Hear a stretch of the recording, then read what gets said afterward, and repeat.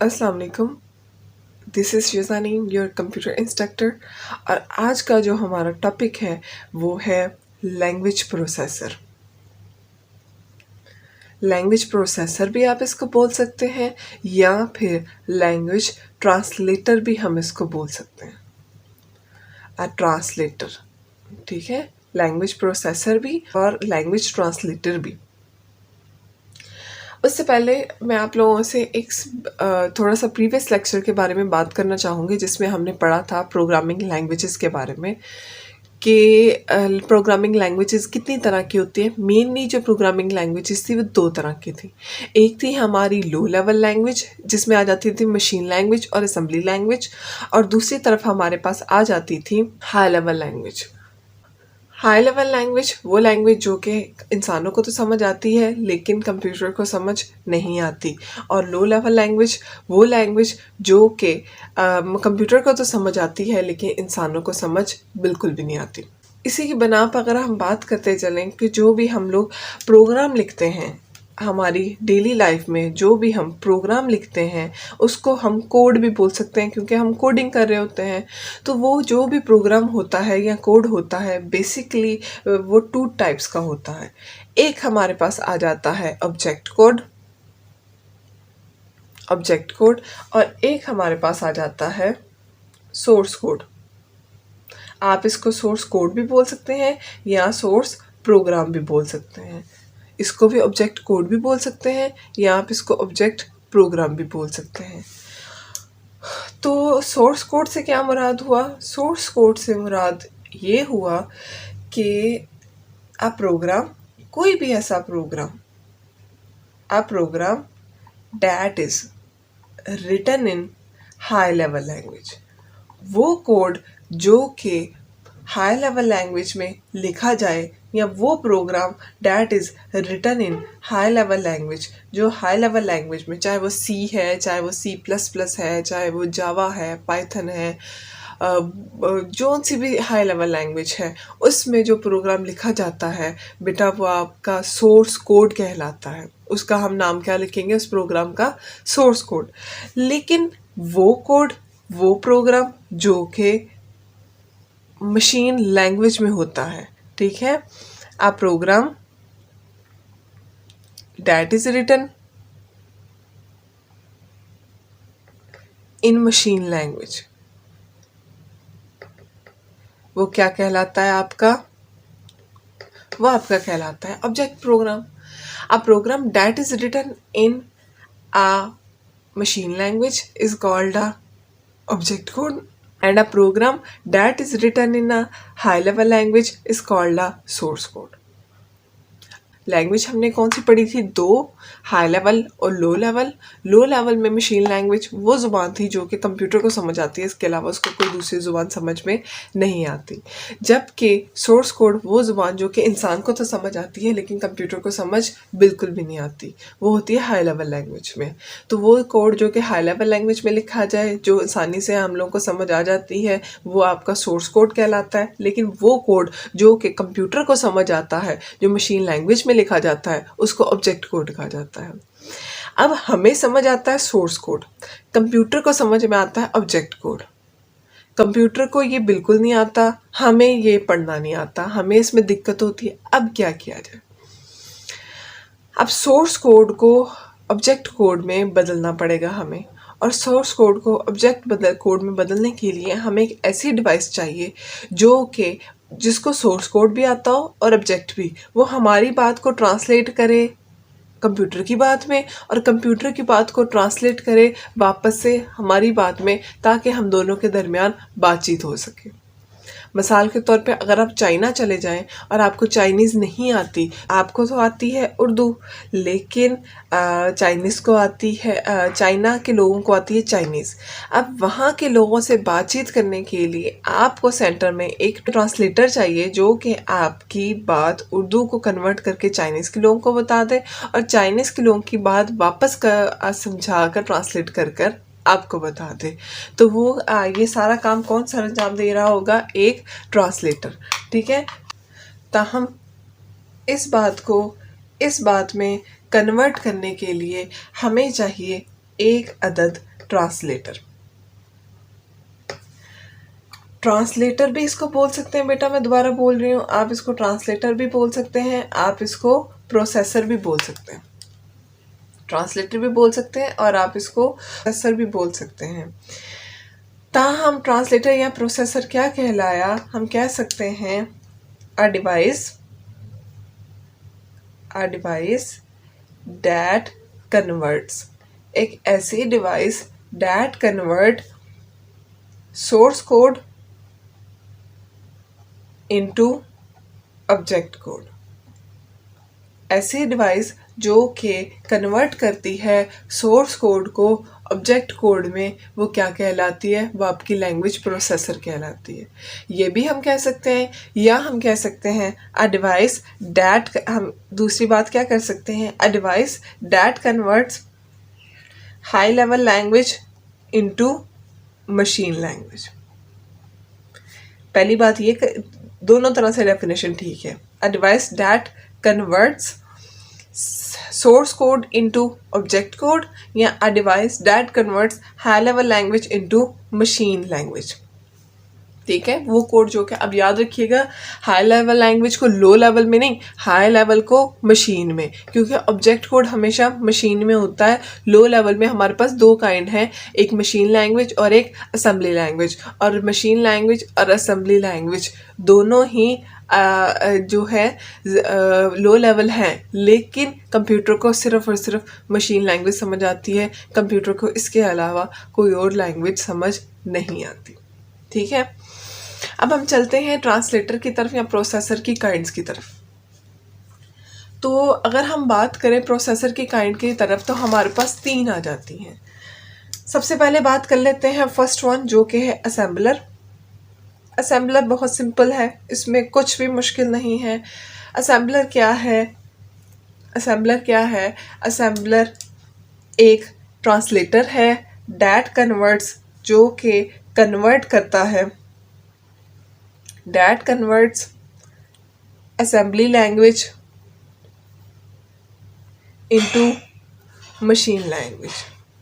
ठीक है, क्योंकि ML का मतलब मशीन लैंग्वेज होता है, AL का मतलब असेंबली लैंग्वेज होता है, HLL का high level language and LLL का लो लेवल लैंग्वेज। ये एब्रीवेशन यूज़ होती हैं, एज अ प्रोग्रामर आप भी इनको यूज़ कर सकते हैं।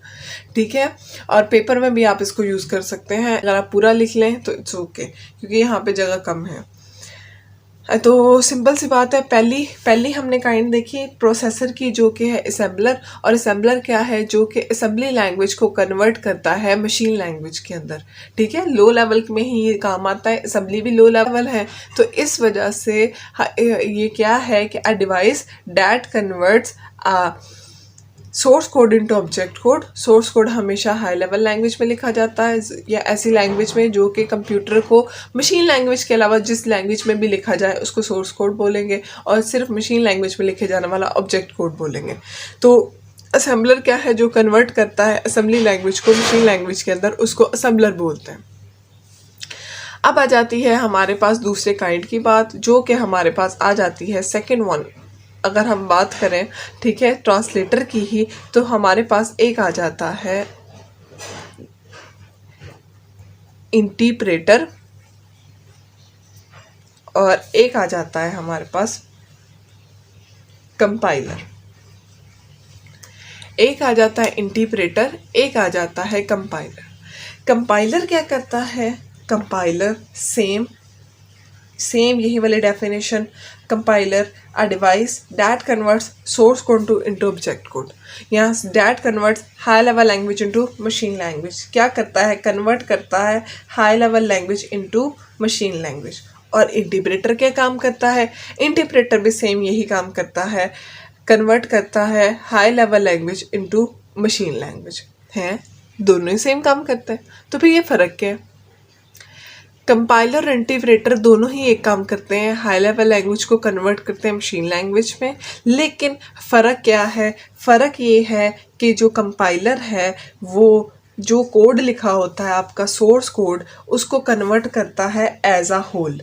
कि पूरे के पूरे को इकट्ठा उसका कोड बना देता है। मिसाल के तौर पे यहाँ से वो लाइन पकड़ेगा यहाँ तक सारी, वो इकट्ठा ये वाला अगर मैंने ये प्रोग्राम लिखा है वो यहाँ से यहाँ तक सारी प्रोग्राम पकड़ेगा, ठीक है, और इसको 0 1s में तब्दील कर देगा इकट्ठा, पूरा का पूरा पैराग्राफ पकड़ेगा और उसको कन्वर्ट कर देगा। जैसे आपको इंग्लिश की ट्रांसलेशन कहा जाए तो आप पूरा पैराग्राफ पकड़ें और उसकी इकट्ठी ट्रांसलेशन लिखते, और उसके बाद कोई गलती आए तो वो गलती ढूंढ के बताएं इकट्ठी कि चौथी लाइन में गलती थी, 5वीं में गलती थी, 7वीं में गलती थी, 10वीं में गलती थी। आप एज अ होल पैराग्राफ उठा के उसको पढ़ें और उसके बाद एक एक करके गलतियों का एक मैसेज भेजते हैं। वो काम क्या करता है कंपाइलर, लेकिन इंटीग्रेटर लाइन बाय लाइन पढ़ता है। पहली लाइन वो पकड़ेगा, उसको ट्रांसलेट करेगा, अगर तो उसको गलती ना हुई तो वो दूसरी लाइन पे जाएगा, दूसरी लाइन को वो पकड़ेगा, उसकी ट्रांसलेशन करेगा, अगर तो उसकी में गलती हुई, अगर तो उसमें गलती हुई तो वो क्या करेगा, वहीं रुक जाएगा, मैसेज भेजेगा, हम मैसेज भेजेगा कि दूसरी लाइन में गलती है, इसको दूर करो।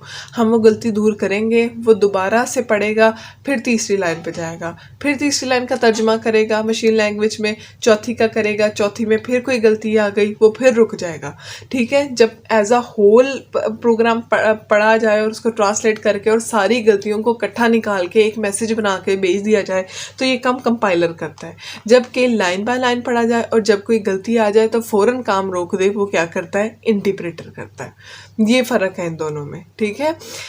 अब कंपाइलर जो है, एक तो ये है कि एज अ होल करता है, दूसरा ये है कि एक इसकी ऑब्जेक्ट कॉपी बनाकर अपने पास सेव रख लेता है। ऑब्जेक्ट कॉपी बनाने का फ़ायदा ये हो जाता है कि जब आप इस प्रोग्राम को दूसरी दफ़ा रन करेंगे या तीसरी दफ़ा रन करेंगे, जितनी मर्ज़ी दफ़ा रन करेंगे, उसको बार बार क्या करना पड़ता है, ट्रांसलेट करने की ज़रूरत नहीं होती। जैसे मिसाल के तौर पे आपने एक इंग्लिश की बुक पढ़ रहे हैं, इंग्लिश की बुक को आप क्या करेंगे, उसका एक दफ़ा पकड़ी, सारा तर्जमा बनाकर एक जगह पर लिख के रख लिया और सेव कर लिया। अब जब भी आपको उस चैप्टर को दोबारा पढ़ना पड़ेगा, आपको बैठ के सारी उसकी ट्रांसलेशन नहीं करनी पड़ेगी, आप उसका वो तर्जमे वाली कॉपी साइड पर रखोगे और इधर से और उधर से देख के आराम से पढ़ लोगे। लेकिन इंटीग्रेटर क्या करता है, ये कोई भी कॉपी सेव नहीं करता, ये डजंट सेव एनी कॉपी। ये जितनी दफ़ा आप इसको रन करवाओगे वो हर दफ़ा पढ़ेगा, हर दफ़ा ट्रांसलेशन करेगा, हर दफ़ा वो दोबारा से चलेगा, गलतियाँ ढूंढेगा, डीबग करेगा और लाइन बाय लाइन पढ़ेगा। तो ये इंटरप्रेटर, इस वजह से, यही खासियत की वजह से जो ये जो कंपाइलर हैं ये फास्ट होते हैं और जो इंटरप्रेटर हैं ये स्लो होते हैं। और आजकल आज के दौर में जो कंपाइलर हैं ये ज़्यादा इस्तेमाल किए जाते हैं, इंटरप्रेटर कम इस्तेमाल किए जाते हैं। तो ये हमारे आज का टॉपिक था जिसमें हमने क्या पढ़ा। सबसे पहले हमने प्रोग्राम तो आपको पता है, a precise sequence of steps, कि ख़ास तरतीब स्टेप्स की to solve any particular problem. किसी भी प्रॉब्लम को सॉल्व करने के लिए जो आप ख़ास तरतीब के स्टेप्स लेते हैं वो आपका प्रोग्राम कहलाते हैं। और आपने प्रोग्राम की पिछले लेक्चर में लैंग्वेज पढ़ी थी, हाई लेवल लैंग्वेज और लो लेवल लैंग्वेज और मशीन लैंग्वेज। तो वो प्रोग्राम जो कि हाई लेवल लैंग्वेज में लिखा जाए उसको बोलते हैं सोर्स कोड, और वो प्रोग्राम जो कि मशीन लैंग्वेज में लिखा जाए उसको बोलते हैं ऑब्जेक्ट प्रोग्राम। हमें समझ आता है हम प्रोग्राम जो हमने लिखा होता है, और कंप्यूटर को समझ में आता है ऑब्जेक्ट कोड जो कि मशीन लैंग्वेज में लिखा होता है। अब सोर्स कोड को ऑब्जेक्ट कोड में बदलने के लिए हमें एक डिवाइस की ज़रूरत होती है जो कि एक ट्रांसलेटर होती है या प्रोसेसर कहलाती है। तो a device that converts a source code into object code is called a translator, और a device that is used to convert a high level language into machine language is called a translator. अब इनकी 3 kind सी। पहली बात assembler वो जो कि assembly language को machine language में कन्वर्ट करता है। A device that converts assembly language into machine language is called a assembler. फिर हमारे पास आ जाता है 2 और, कंपाइलर और इंटरप्रेटर। कंपाइलर से मुराद a device that converts a high level language into machine language, जबकि इंटरप्रेटर से मुराद device that converts into high level language into machine language. फ़र्क क्या है, ये एज अ होल करता है, ये लाइन बाय लाइन करता है। ये पूरे पैराग्राफ की इकट्ठी ट्रांसलेशन करके एक इकट्ठा मैसेज बता देता है कि फ़लाँ लाइन में आपकी गलती है, इसको दूर कर लो। जबकि इंटरप्रेटर एक एक लाइन को पढ़ता है, उसमें गलती आ जाए तो फ़ौरन रुक जाता है, हमें मैसेज भेजता है, हमें डीबग करने को बोलता है। जब हम गलती दूर कर लेते हैं तब वो अगली लाइन को पढ़ता है और फिर इस तरह ही ये काम जारी रहता है। ये एक ऑब्जेक्ट कॉपी ऑब्जेक्ट कोड अपने पास सेव कर लेता है। आप 10 दफ़ा रन करवाएं, आप 12 दफ़ा रन करवाएं, आप 14 जितनी मर्जी दफ़ा आप रन करवाएं, ये कोई भी इसको बार बार इसकी ट्रांसलेशन करने की ज़रूरत नहीं पड़ती। ये एक दफ़ा ही कॉपी बना के अपने पास सेव रख लेता है। जबकि इंटरप्रेटर अपने पास कोई भी ऑब्जेक्ट कॉपी बना के सेव नहीं करता, उसको बार बार पढ़ना पड़ता है और बार बार उसको कन्वर्ट करना पड़ता है हाई लेवल लैंग्वेज को इनटू मशीन कोड। इस वजह से ये स्लो होते हैं और इस वजह से ये फास्ट होते हैं। इसलिए कंपाइलर ज़्यादा यूज़ होते हैं और interpreter as a translator as a processor कम यूज़ होते हैं। आई होप कि आपको लेक्चर की समझ आई होगी। अगर किसी बच्चे ने कोई क्वेश्चन पूछना हो तो वो फ्रीली कमेंट्स में पूछ सकता है और चैनल को सब्सक्राइब कर लीजिएगा ताकि नेक्स्ट वीडियो जब भी आए आपको नोटिफिकेशन मिल जाए। तब तक अपना ख्याल रखिएगा, खुश रहें, खुशियाँ बांटें, सलामत रहें। अल्लाह हाफिज़।